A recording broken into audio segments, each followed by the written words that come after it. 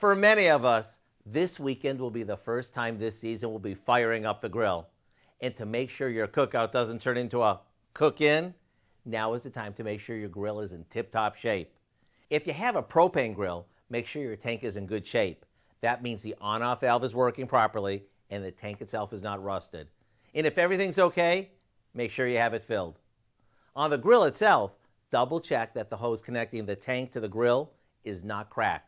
And if you have a self-starter, make sure it hasn't lost its spark. Now, whether you have a charcoal or gas grill, check the grates. That means cleaning them with a good quality grill cleaner. But if you can't save them and your grill is still in good shape, pick up a few replacements.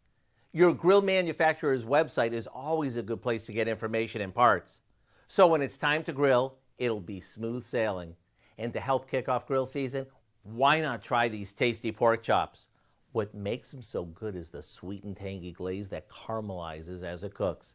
To get the recipe for our honey mustard grilled pork chops, all you need to do is go to our website.